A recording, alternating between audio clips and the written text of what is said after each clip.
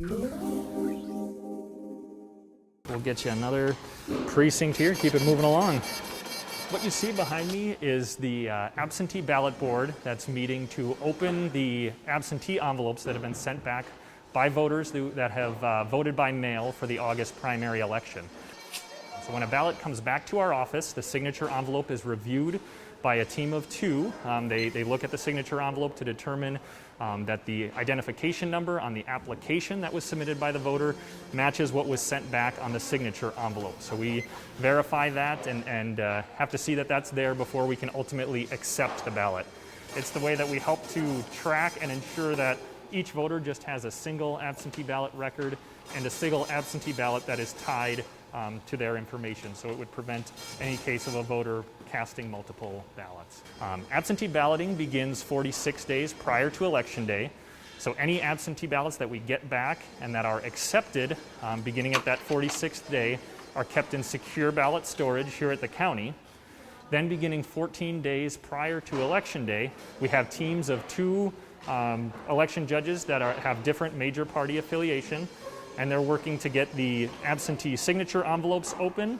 Then they'll open the ballot secrecy envelopes, separating the signature envelope from the ballot, so those two are never kept together, and doing a count of those envelopes by precincts.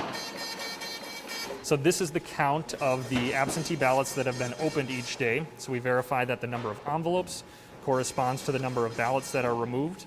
Each time the ballot board convenes, we'll have an additional count of the number of those ballots. When we get to the end, we'll have a total for all of the days. So each precinct will have a total number of absentee ballots that have been counted. And then that will correspond then to what is ultimately processed through the central count machine. Each team will initial the ballots, get them smoothed out and straightened and in a condition that they're ready for running through our central count machine, and then that will be the next phase. These ballots will go back into secure storage, and then starting tomorrow we'll actually run them through our central count machine. But this is kind of that first step that gets the ballots ready to go through that counting process. This is now the stage in the process where we're able to feed the absentee ballots through our central count machine.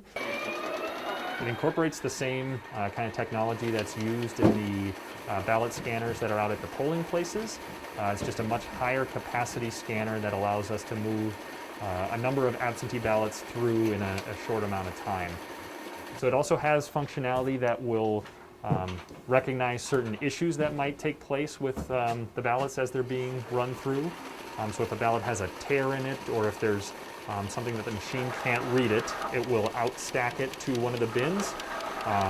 There's a process that takes place where we will do a duplication for any of those ballots that are not able to be read, and that's done by two election judges that take the information on the defective ballot and move it on to a new ballot that can be read by the machine.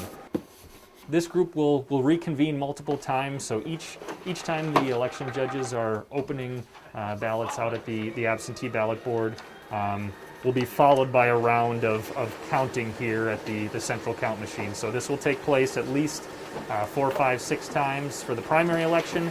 For the general election with higher quantities, we may have additional passes through. No result totals will be generated until Election Day, so nothing will be known until after the close of polls at 8 p.m.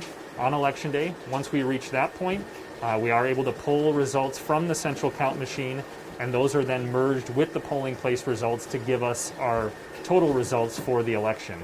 New this year, so for the state primary election in August, we do need to, by law, accept absentee ballots the day after the election and then the second day following the election, as long as they are postmarked on or before Election Day. So that will give us 2 additional days where we'll be scanning those ballots and then adding those to the totals. So the results totals that appear on election night will reflect all absentee ballots counted to date, as well as the polling place results. And then there will be 2 results updates on that Wednesday and Thursday.